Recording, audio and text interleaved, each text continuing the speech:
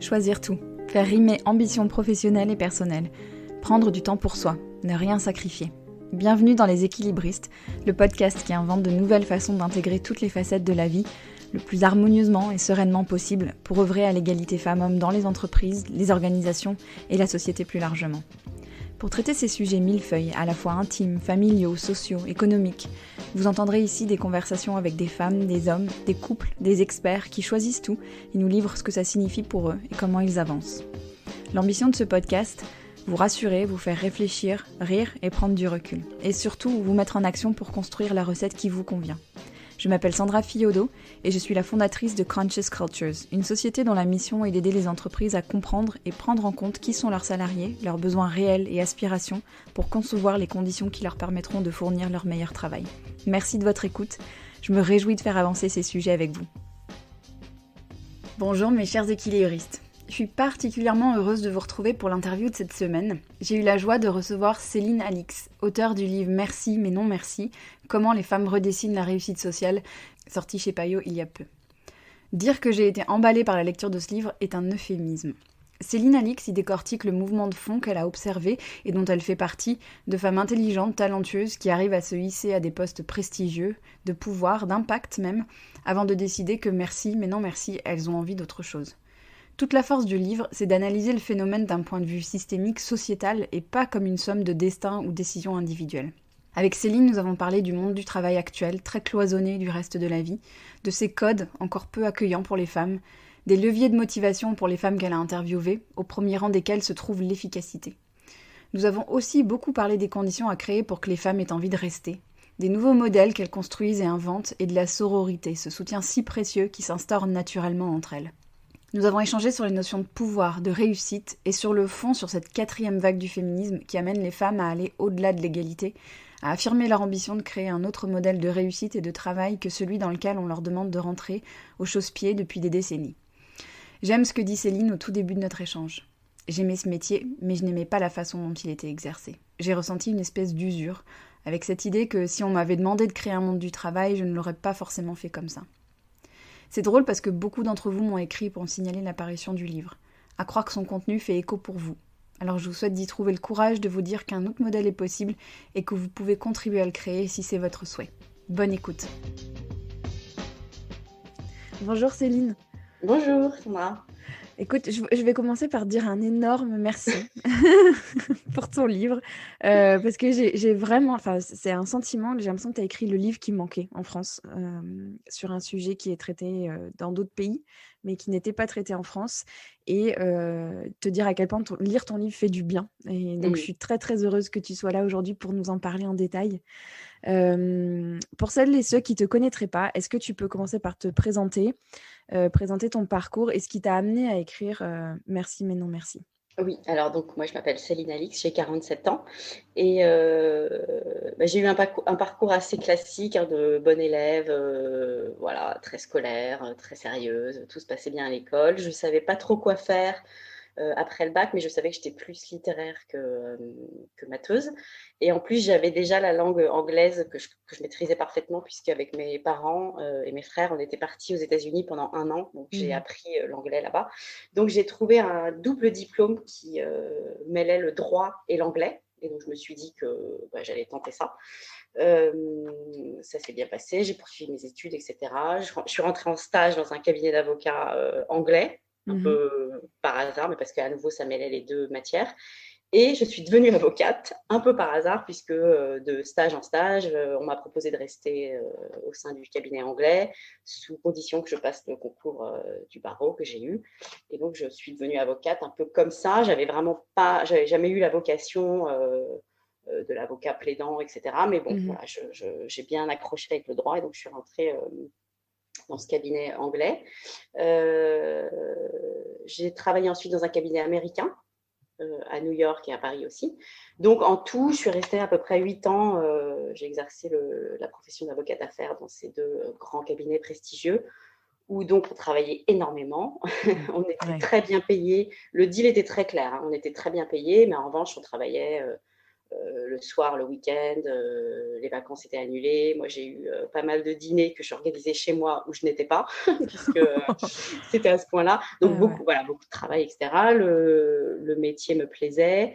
Il faut savoir qu'en droit, il y a beaucoup de filles. À la fac de droit, à l'école du barreau et même dans les cabinets d'avocats, dans les juniors, il y a beaucoup de filles. Et puis, alors, quand on regarde au-dessus, il n'y a plus que des hommes. Donc, au début, je ne m'étais pas vraiment fait la réflexion, mais voilà, les années faisant, la fatigue aussi arrivant, je me suis aperçue qu'en fait, j'aimais ce métier, mais je n'aimais pas toujours la manière dont il était exercé. Donc, ce sont des petites choses qui se sont un peu accumulées. J'ai ressenti une espèce d'usure et avec cette idée que voilà, moi, si on m'avait demandé de créer un monde du travail, je ne l'aurais pas forcément fait comme ça. Je trouvais qu'il y avait beaucoup de pertes de temps, que je passais trop de temps au bureau, qu'on aurait pu faire autrement, qu'il y avait des choses superflues, des codes, des rites qui avaient été mis en place par des hommes, parce que finalement, le monde du travail, il a été créé par des hommes et pour des hommes. Et nous, en tant que femmes, on est arrivés en deuxième partie de jeu, j'ai envie de dire, et finalement, on n'a pas du tout contribué à son élaboration. Et je me suis aperçue qu'en fait, moi, il y avait des choses qui ne me convenaient pas et que j'avais envie de travailler autrement. Donc, j'ai décidé de quitter la profession il y a 10 ans. Et je me suis vite aperçue que je n'étais pas la seule et qu'en fait, il y avait plein de femmes qui quittaient aussi cette profession. J'ai commencé à regarder les chiffres. Alors déjà, il y a beaucoup plus d'avocates que d'avocats en France. Puisqu'il y a 52% d'avocates et 48% d'avocats. Et pourtant, les femmes, pour 30% d'entre elles, quittent la profession dans les 10 premières années d'exercice. 30%? C'est énorme, ouais. Donc moi, autour de moi, dans les cabinets d'affaires, il y avait plein de filles qui décrochaient. Je me suis dit, mais c'est quand même fou ce phénomène. Il faut quand même. J'ai essayé de regarder, il n'y avait pas de chiffres, il n'y avait rien. J'ai commencé à lire un petit peu des choses sur le sujet. J'en trouvais peu. Et puis, je suis tombée sur un livre qui m'a, je pense, totalement libérée aussi et ouvert l'esprit, qui est un livre d'une Américaine, c'est une sociologue qu'elle a écrit en 2008. Elle s'appelle Pamela Stone.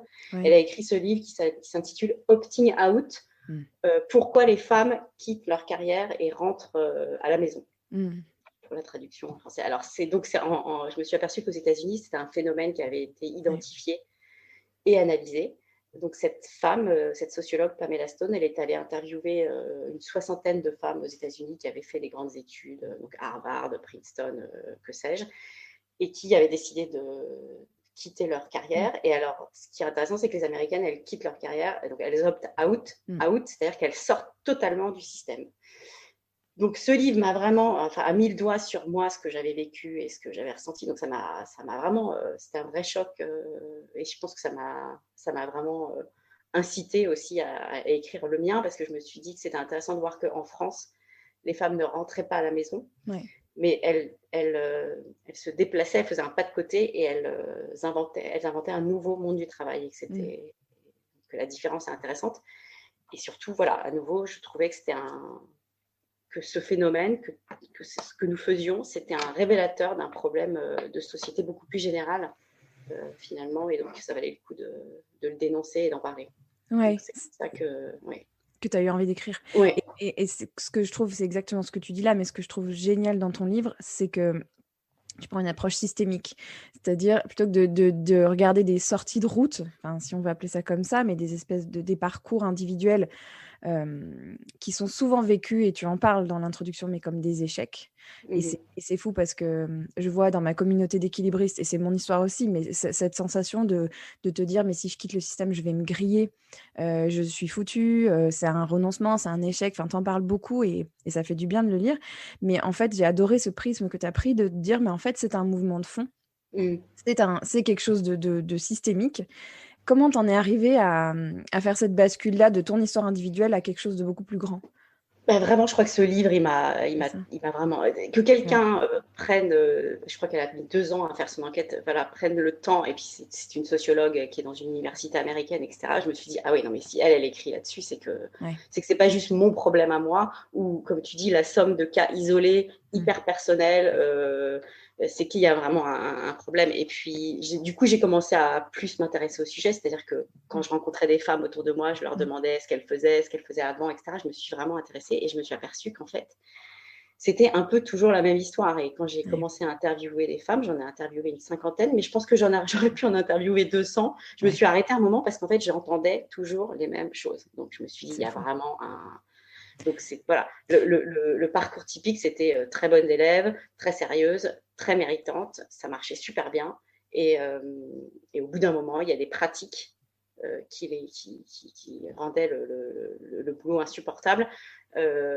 Évidemment, celles qui avaient des enfants, cette frustration et ces problèmes s'accéléraient quand elles avaient des enfants. Mais moi, par exemple, j'ai quitté la profession, j'étais célibataire, j'avais pas d'enfants. Donc en plus, c'était même pas lié à... On pouvait pas me dire, ah bah oui, en fait, tu arrêtes parce que tu vas t'occuper de tes enfants. Non. Donc ça aussi, c'est intéressant de voir que c'est pas toujours lié à la maternité. En fait. Ouais, tout à fait. On va les il y a quelques codes là dont tu parles qu'on va décortiquer ensemble, mais avant ça, il y a plein de moments dans le livre, je souriais parce que je voyais qu'on avait les mêmes références sur les sujets, tu vois, carrière, vie des femmes. Et à chaque fois, je me dis, mais c'est fou, c'est que des références américaines. Et je me dis, mais comment ça se fait que le sujet a été traité aussi peu directement en France jusque-là? Tu as une idée sur cette question-là? Mais je pense, bon, alors déjà, c'est vrai que le combat féministe, il remonte à, ça prend du temps, hein, je pense que, mais et puis les Américains, ils sont toujours un peu en avance sur nous, sur ces sujets sociétaux, j'ai envie de dire. En France, c'est marrant parce qu'on est culturellement assez progressiste. Mais alors, quand il s'agit de mettre en œuvre le machin, c'est beaucoup plus long. Donc, oui, je trouve que dans la mentalité, les Français, ils sont hyper ouverts, etc. Mais alors après, quand il faut appliquer les changements, donc je pense que ça va venir. Enfin, je veux dire, je suis pas inquiète, je suis assez optimiste. Même je trouve que depuis quelques années, là, depuis MeToo, etc., c'est la folie. En fait, on n'a jamais autant parlé des femmes. Les violences faites aux femmes, les colleuses là, qui collent dans les grandes villes, et puis les sujets de parité qui reviennent. Enfin, je veux dire, là, en ce moment, on est vraiment dans un... J'ai l'impression qu'il n'y aura pas de retour en arrière, que c'est bien engagé quand même. Donc, je pense que... Mais oui, on a un temps de retard sur les anglo-saxons, mais comme souvent... J'espère que ton bouquin sera le début de tout plein d'autres sur ce sujet-là. Alors justement, quand on parle des codes, il y en a quelques-uns, il y en a plein dans le livre qui sont super intéressants. Enfin, quand je dis code, ça fait référence à ce que tu disais comme étant les éléments qui ont fait que ces femmes ont quitté ces postes-là à un moment donné. Le premier, c'est cette injonction à ne pas montrer ses faiblesses. Et où j'ai l'impression qu'en ce moment, on tombe presque dans l'extrême inverse. Alors, est-ce que c'est la bulle dans laquelle moi je vis, mais où on est dans ce truc, tu sais, on parle tout le temps de vulnérabilité, un peu à toutes les sauces. Dans le fond, c'est une valeur très noble, mais on en vient un peu à toutes les sauces. Tu penses qu'on a progressé là-dessus, sur cette idée de ne pas montrer ses faiblesses ? Oui, je pense. Moi, je pense que pendant très longtemps, le monde du travail, en fait, il était très cloisonné. On arrivait au bureau avec un costume et cette idée qu'on n'avait pas d'autre vie, en fait. On parlait pas, il fallait pas parler de sa vie de perso. On était là. Finalement, on avait, oui, c'était très séparé, en fait. Donc, effectivement, il n'était pas du tout question de parler de ses problèmes d'enfants, de maison, de couple, etc. Mais tu as raison, je trouve que depuis quelques temps, il y a beaucoup de choses qui se mettent en place. Je voyais aussi sur LinkedIn, il y a des entreprises qui mettent en place des programmes sur la santé mentale, qui poussent leurs employés à venir leur parler de leurs problèmes et même des problèmes de violence faites aux femmes. Ça, je trouve ça super. C'est-à-dire que les RH s'emparent aussi du sujet. Il y a une vraie prise de conscience que l'employé, il n'est pas seulement quelqu'un qui est entre quatre murs et qui n'a pas de vie par ailleurs. Et ils invitent les femmes qui subissent des violences à venir en parler au RH, ce qui est quand même un changement énorme par rapport à il y a quelques années. Donc, du coup, on est en train de prendre en compte l'être humain dans sa globalité et pas seulement comme un soldat qui vient au bureau et qui se sépare de toutes ses autres vies, quoi. Donc, est-ce qu'on est dans l'extrême? Je ne sais pas, peut-être, mais peut-être qu'il faut que le balancier aille d'un côté pour revenir au milieu. Et peut-être que c'est ce qui se passe en ce moment, je ne sais pas, mais c'est sûr que le mot vulnérabilité, il est très en vogue. Ouais, il y a une femme américaine, toujours, qui s'appelle Brené Brown, je ne sais pas si tu connais, c'est elle en fait qui a un petit peu mis le mot et qui fait des podcasts là et qui a vraiment qui a fait un TED Talk, je crois, sur le sujet et qui a vraiment mis le doigt là-dessus en disant que c'est pas dangereux d'être vulnérable, en fait, que Non, c'est ouais. qu'au contraire, Mais c'est oui, donc ça fait ouais, réfléchir. Je pense qu'il ouais. y a un vrai mouvement, une vraie tendance qui va vers cette prise en compte de l'être humain dans sa totalité, oui. Ouais. Mmh. Il y a un autre, il y a d'autres choses qui ont beaucoup aussi résonné pour moi, mais c'est cette, tu sais, cette impression dont parlent tes interviewés, d'être des invités dans un système qui les tolère pas, Mmh. ou à peine, mais en gros qui s'adaptera pas à elles, quoi, avec des codes très masculins, les Gimme Five, Ouais, les bro ouais, codes et tout ça. Moi, ça m'évoque cette notion d'expérience, tu sais, comme un UX, enfin l'expérience utilisateur en fait. Et qu'est-ce qu'on offre en fait à ces femmes comme ouais, expérience utilisateur? ouais, j'aime bien ce terme Ouais, expérience utilisateur, c'est ben hyper concret, quoi. Ouais, ouais, c'est ça. ouais. C'est comment Heu, tu fais en fait pour que finalement elles se sentent les bienvenues là-dedans? mmh. Ah bah, je pense que, la question de l'expérience utilisateur, elle a pas du tout été abordée quand on a Ouais, «ouvert les portes» entre guillemets, aux femmes. ouais. Donc en fait, on leur a dit: «Bon, bah, voilà, ça c'est le monde du travail, donc bah, intégrez-vous, c'est comme ça, donc Mmh, ouais, vous êtes les bienvenus, mais bon, on va pas du tout faire, d'efforts ou d'adaptation pour vous, c'est à vous de vous adapter». mmh. Et donc oui, donc du coup, l'expérience utilisatrice, en tout cas, elle a pas été, Elle est non, pas optimisée. ça a été un peu, ouais, ça a été un peu un choc, je pense. Ouais, Ou pas, c'est-à-dire que je pense qu'au début, les femmes, à nouveau, elles sont de bonne volonté, elles ouais. veulent bien s'adapter, et cetera. Mais il y a un moment où, elles se sont dit: «Non, mais là, c'est vraiment pas fait pour moi». C'est-à-dire que je ne me sens pas chez moi, en fait. Il y a vraiment Ouais. eu cette idée, moi, dans les femmes que j'ai interviewées, et elles disaient: «On se sent pas chez nous, quoi». Les hommes, là, ils sont comme des poissons dans l'eau. Enfin, Mmh. pas tous, hein, parce que Pas ça tous. aussi, c'est en train de changer.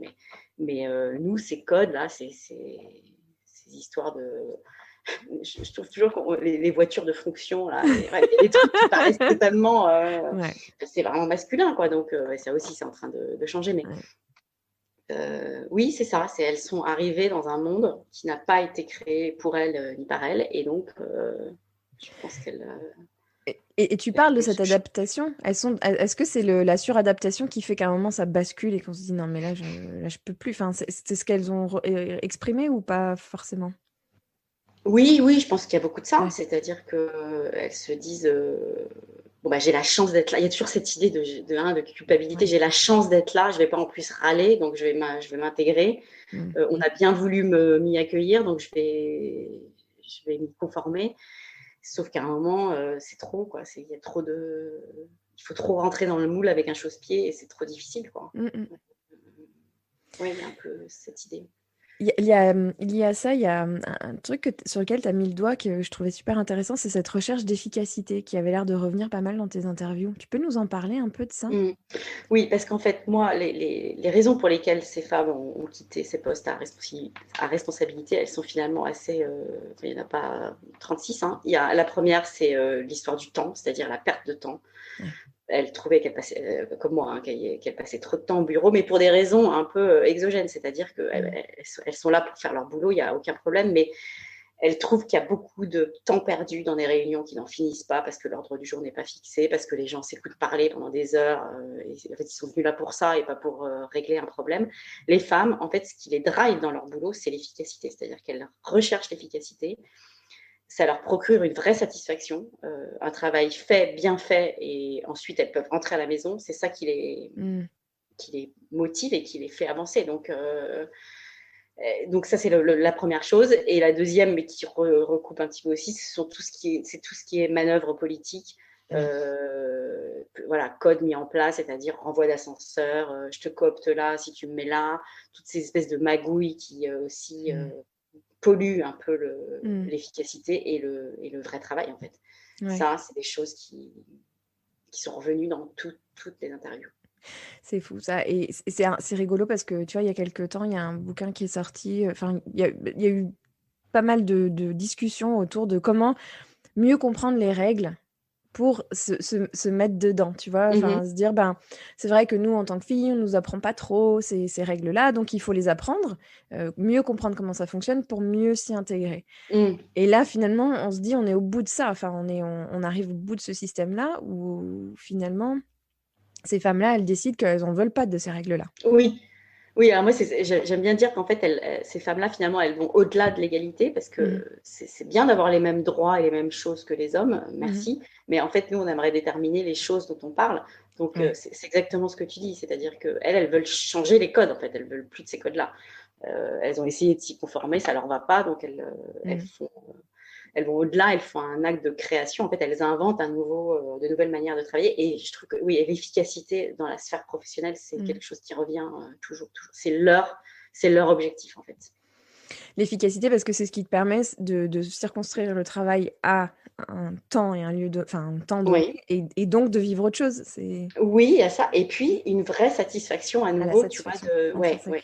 Ouais, C'est ça qui les porte, en fait. d'accord, Donc, ça a plusieurs facettes d'accord. d'efficacité. Mm. Et derrière ça, il y a quand même la notion de la définition de la réussite, en fait. Oui. Alors ça, oui, ça c'est moi c'est vraiment une question Ouais. que je me suis posée. Je me suis dit, bah, alors la réussite, comme on nous la présente, bon déjà elle est unique. Il y avait moi quand je suis arrivée dans le monde du travail, il y avait qu'un moule. Mmh. Le moule, et si je résume, hein, c'est très simplificateur, mais c'était finalement réussir, c'était gagner de l'argent, avoir un statut, un beau titre et du Mmh. pouvoir. Mmh. Donc, et ça, je me suis aperçue que les femmes que j'interviewais, c'était pas forcément ce qui les. Alors évidemment qu'elles ont besoin d'argent et que ça, je tiens à le dire, elles veulent toutes s'assumer financièrement. Donc, elles ont toutes choisi des voies qui leur permettent de s'assumer financièrement, ça c'est Mmh. sûr. Mais ce qu'elles recherchent avant tout, c'est à nouveau cette satisfaction par l'efficacité. Et c'est plus aussi un équilibre vie personnelle, vie professionnelle. En fait, réussir pour elles, c'est réussir toute leur vie. Mmh. Donc, c'est une réussite qui n'est pas que professionnelle. C'est pour ça que je parle de réussite. Dans le sous-titre, c'est comment les femmes redessinent la réussite sociale. Ouais. Parce que la réussite, pour elles, c'est réussir leur vie perso, leur vie professionnelle, leur vie amicale, leur vie familiale, parentale, Ouais. je ne sais quoi. Donc, oui, c'est une autre définition, en fait. Il y a un mot qui revient beaucoup dans ton livre, c'est, nourrir. Se Mhm. nourrir, aussi à un moment tu parles des slasheuses, et tu vois cette idée que des activités se nourrissent les unes les autres. J'ai trouvé ça vachement intéressant de ce terme-là, en fait. Ouais, en fait, j'ai remarqué chez moi et chez les femmes que j'ai interrogées cette envie de bouger. En fait, elles ont beaucoup de mal à rester entre quatre murs, Mmh. 10 heures par jour, 5 jours sur 7. Mmh mh. Il y a vraiment en fait, elles aiment slasher, elles aiment mélanger le pro et le perso, et passer de l'un à l'autre, ça leur donne de l'énergie, en fait, Mmh. contrairement à ce qu'on pourrait peut-être penser. Mmh mh. On pourrait penser que c'est disruptif et que ça les Ouais. déconcentre. En fait, non. C'est quelque chose qu'elles aiment faire et qu'elles recherchent. Euh, ouais. Il y a un postulat que tu fais dans le livre et qui est, au cœur de tout ça, mais c'est que, en fait, enfin, si on veut vraiment schématiser de manière très grossière, en fait, bah, les femmes, avant, il y avait les femmes dans la maison, il y avait les hommes, au travail. Les femmes sont sorties de la maison, sont rejoint les hommes au travail, puis il y a personne qui est revenu dans Ouais, la c'est maison ça. remplacer les femmes. Non, c'est une très bonne description. C'est exactement ça. C'est qu'en fait, en France, contrairement à d'autres pays scandinaves notamment, Mmh. quand les femmes sont arrivées en masse sur le marché du travail, donc dans les années 70-80, il n'y a pas eu de débat national Ouais. disant bon bah alors maintenant que les femmes sont aussi au travail, comment on fait pour qui va s'occuper de la maison, des Mmh. courses, je sais pas quoi, Mmh. des travaux et des enfants évidemment. Il n'y a pas eu ce questionnement. Alors que dans d'autres pays, la question a été posée, c'était le problème de tout le monde en fait. Ah ouais. Maintenant que les femmes étaient au bureau, Mmh. comment fonctionne la maison?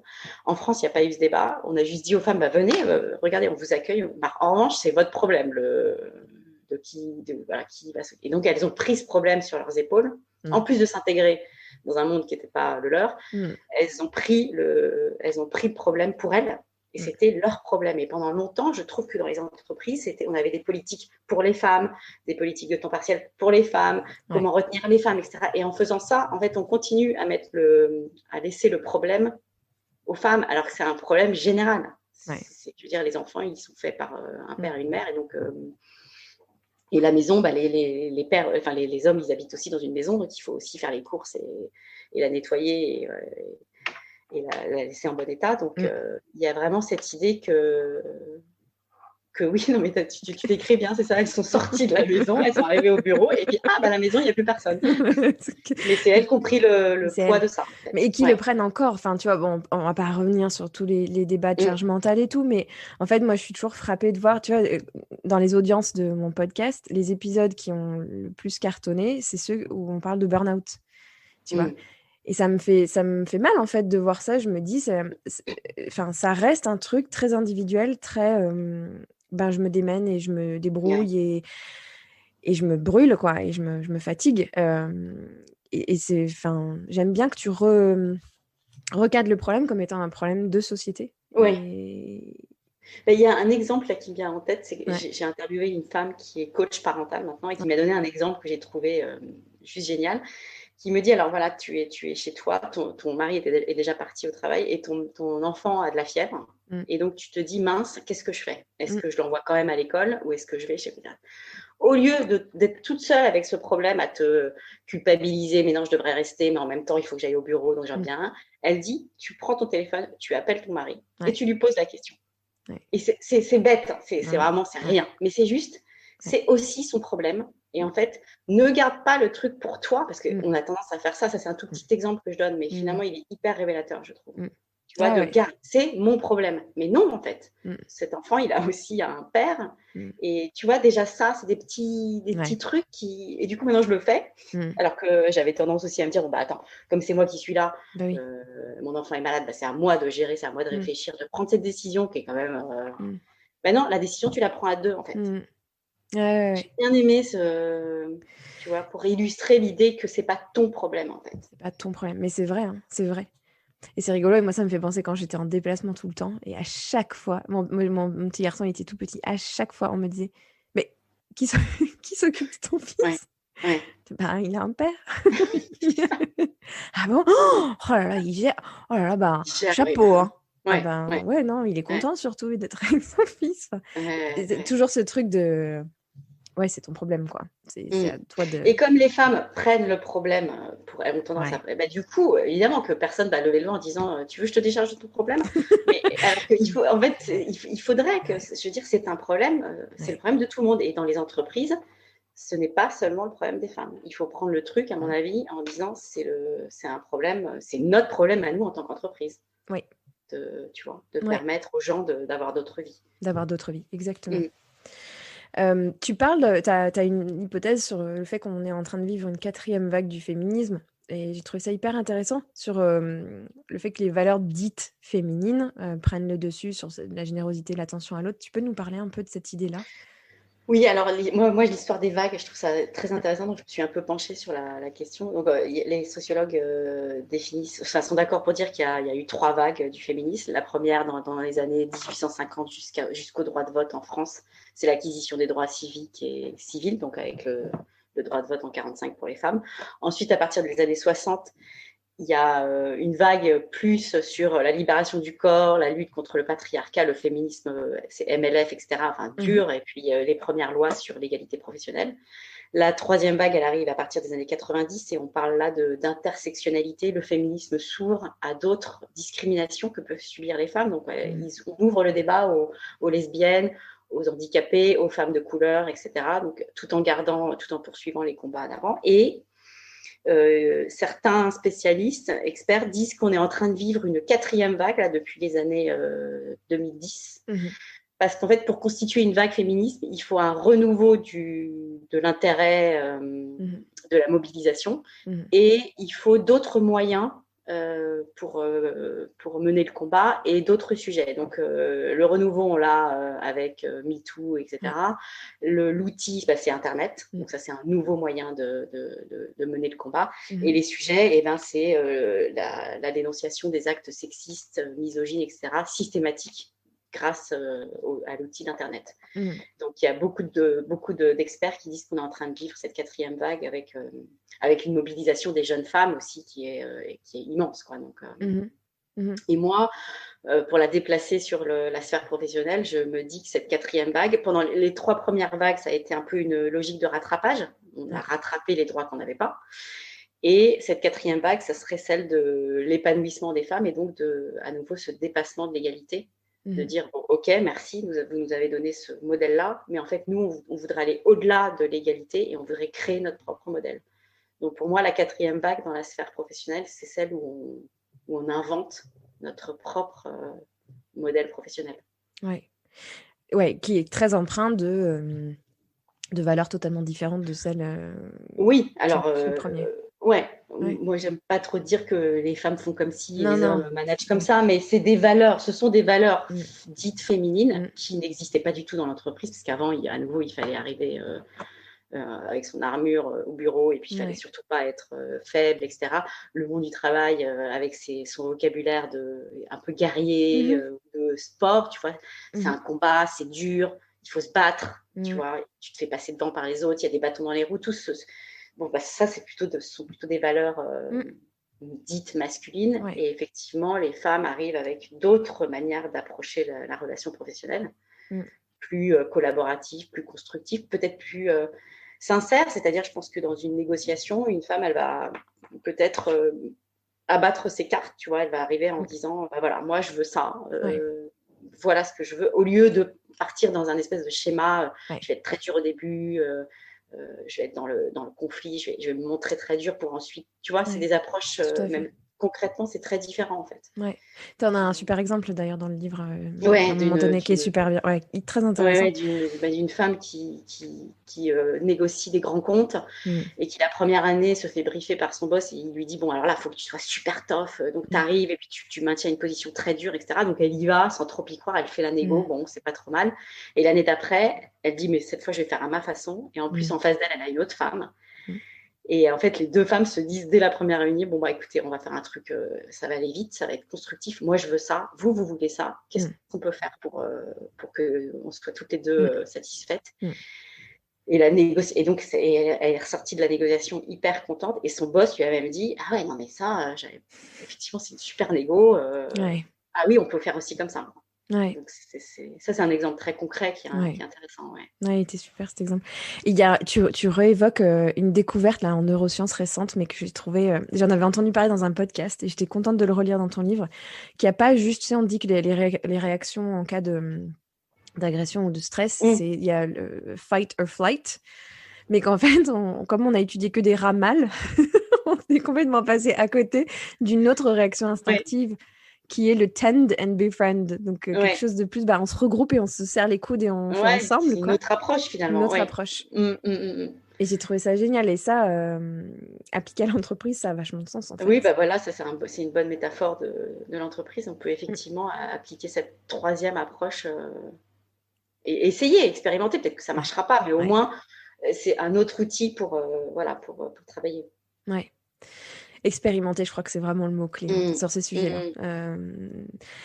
Il y a un autre livre que tu cites à plusieurs reprises, et ça m'a tellement donné envie de le lire, c'est Women Who Run with Wolves. Les femmes qui courent avec les loups, ça a été traduit en français, je crois. Oui. Et alors, parle-nous un peu de ce livre, parce que j'ai l'impression qu'il a été fondamental aussi pour toi. Mais oui, parce que ce livre, alors moi, j'étais totalement passée à côté. Il est paru en 92 aux États-Unis.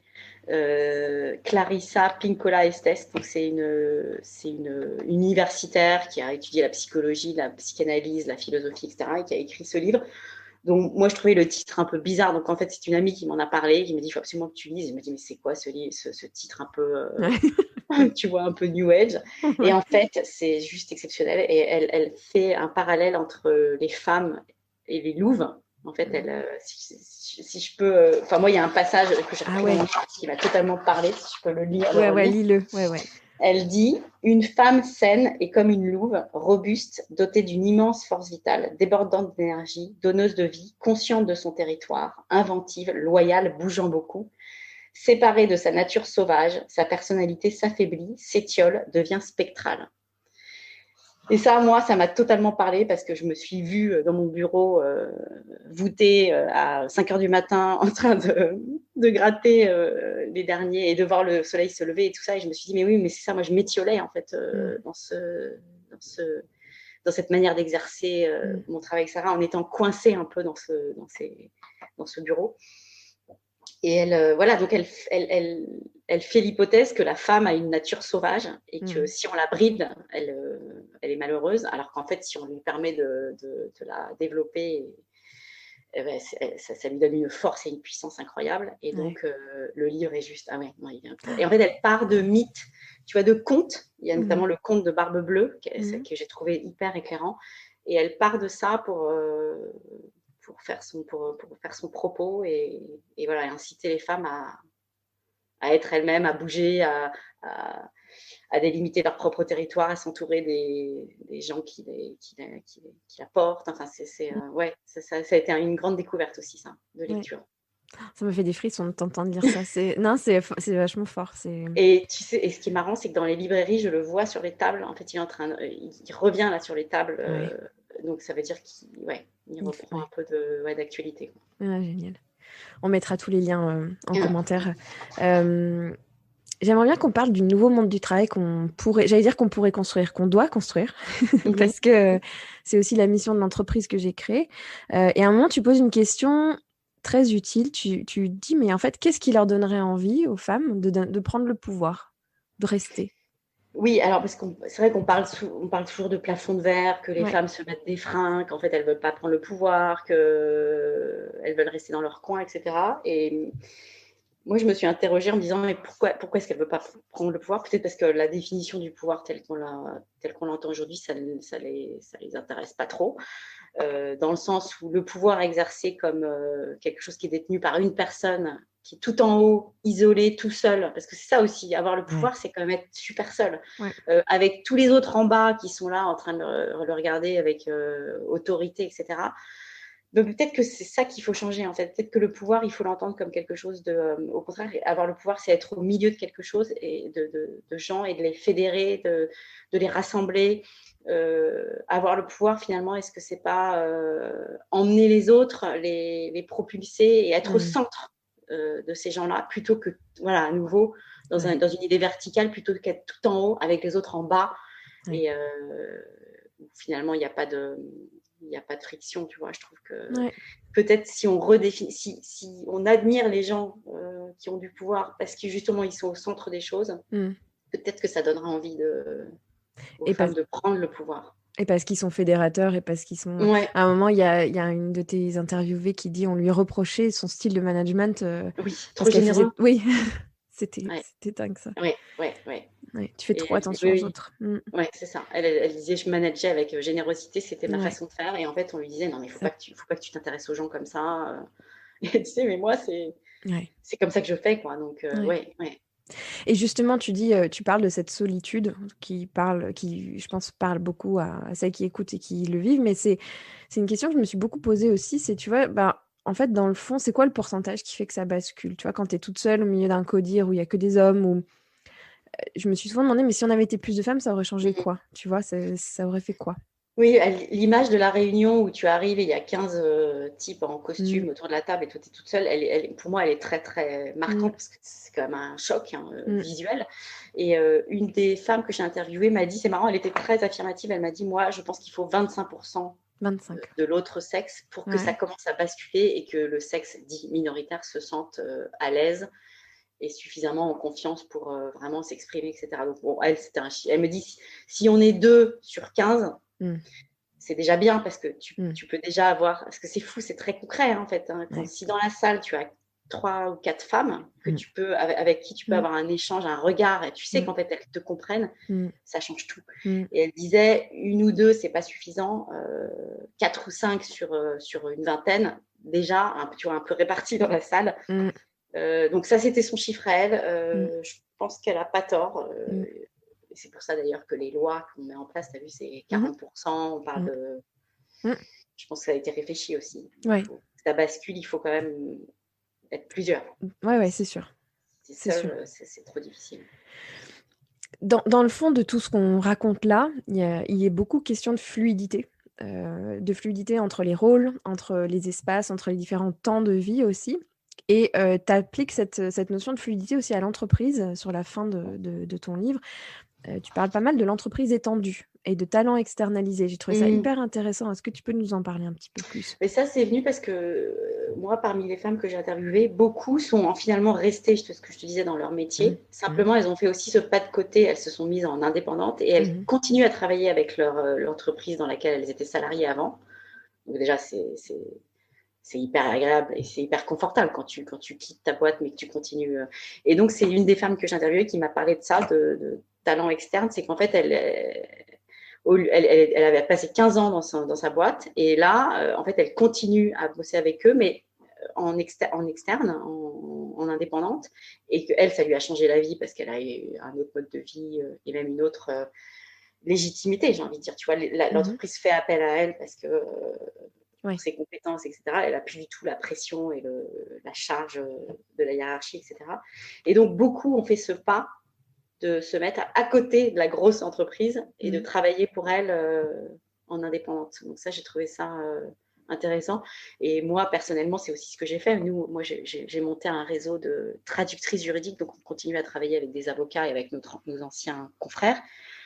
Mais on est indépendante, on n'est pas au sein d'un cabinet, parce que là, je pense que ce serait plus, tu vois, moins facile, on serait moins reconnu. Là, ils font appel à nous parce qu'on a une expertise.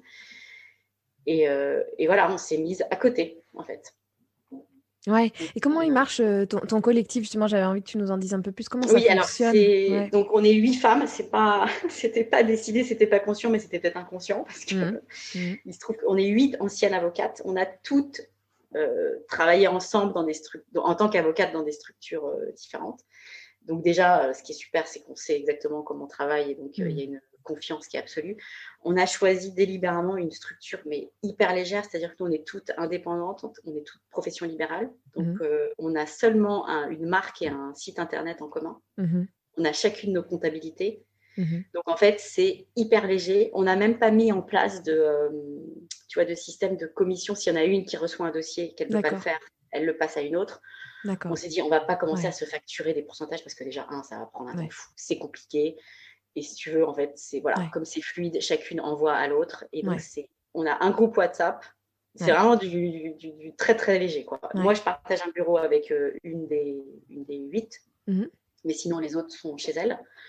Et on se parle. Voilà, c'est assez informel, en fait. Ça roule. Ça fait 10 ans que ça dure. Et c'est comme si on avait dépouillé le travail de toutes les choses qui peuvent compliquer, polluer, prendre du temps. Et tu vois, l'histoire des commissions, c'est hyper révélateur.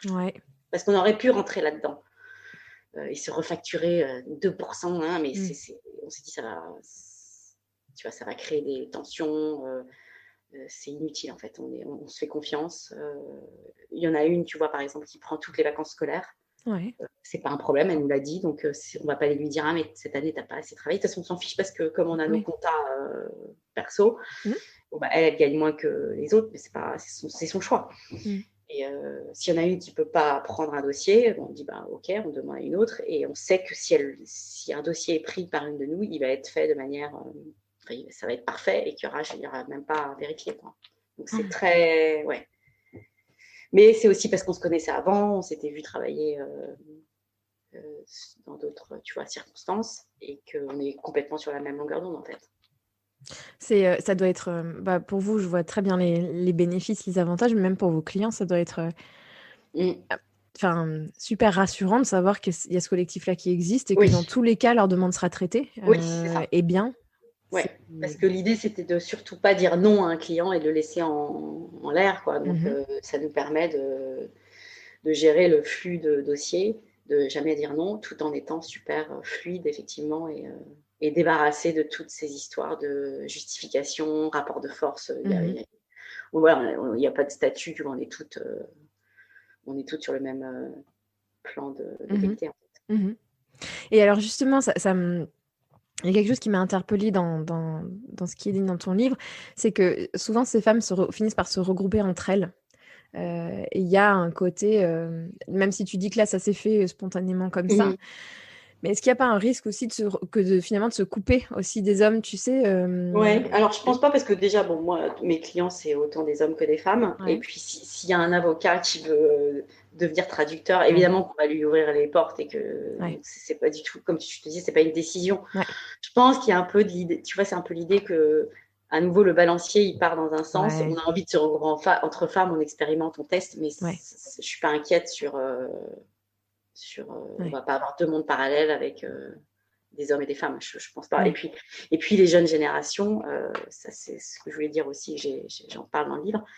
sont beaucoup plus poreux sur ces sujets. Et je pense qu'il y a autant d'hommes que de femmes qui veulent aussi, qui aspirent aussi à un meilleur équilibre vie personnelle, vie professionnelle, et qui ont d'autres aspirations que l'argent, le pouvoir, etc. Et donc qui vont se reconnaître dans ces structures et qui vont avoir envie d'être embauchés même dans une structure où il n'y a que des femmes. Ouais. Je vois pas ça.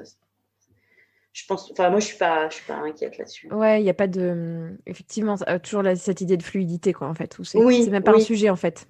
Non, il se trouve que, puis alors justement, c'est une chance, parce que si on en arrive à ce que des structures se créent qu'entre femmes, ça veut dire vraiment à nouveau, que les femmes au travail sont devenues vraiment chez elles, justement. Donc, c'est bien. Ouais. Que ça parte dans l'autre sens, en fait. Ouais. Ma question rituelle de clôture du podcast, c'est savoir de quoi tu es fière. Alors, vraiment, comme tu l'interprètes comme tu veux. Mais je suis fière d'avoir sauté le pas et d'avoir. En fait, je suis très fière d'avoir créé cette structure un peu comme elle est venue, quoi. Je suis fière que ça fait 10 ans que ça marche. Moi, je suis hyper contente d'aller au bureau tous les jours. C'est facile, et le travail est devenu agréable tout en étant intéressant et hyper satisfaisant. Donc, je suis fière de ça, et je pense que je suis fière d'avoir créé quelque chose, en fait. Tu vois, l'idée de quelque chose de nouveau, de différent. Et c'est bien de créer aussi, tu vois, de participer à la création du monde, pas juste de dire merci de nous inclure dans celui qui est déjà là, mais en fait, c'est sympa de créer quelque chose. Ouais. Donc voilà, je suis sur la création, je trouve que c'est quelque chose qui est très, très satisfaisant. T'as employé un mot là qui me semble fondamental, en fait, aussi derrière tout ce qu'on discute là, mais c'est le plaisir de travailler. Oui. Parce que j'ai l'impression que... parce que moi je trouve que le travail peut être fait, et ça à nouveau on revient à cette idée que ça n'a pas besoin d'être fait dans la souffrance, dans la difficulté, etc. Ça peut être fait en bonne entente, dans une ambiance courtoise, sympa et agréable, en fait. Donc, pourquoi ne pas prendre du plaisir à travailler? Et donc se donner les moyens de se dire que c'est possible et que c'est à ça qu'on peut aspirer, en fait. Un poste intéressant, ambitieux, etc. n'est pas forcément synonyme d'en baver. C'est ça, Voilà. Exactement. Un message fort. Merci, Céline. Vraiment. Merci à toi, Sandra. C'est génial parce que tu nous présentes ces femmes, c'est vraiment les rôles modèles du 21e siècle, je crois, loin des clichés, loin des formules un peu toutes faites, en nuances, en finesse, et pour ça, vraiment, merci beaucoup. Merci pour prendre le contrôle de ton livre. Oui. À bientôt. Merci, Sandra, au revoir. Au revoir. Un immense merci à Céline pour notre échange et pour son livre, qui, j'en suis sûre, va aider tant de femmes à croire en leurs ambitions et définitions de la réussite. Je vous partage une dernière anecdote que Céline m'a partagée après que nous ayons arrêté d'enregistrer.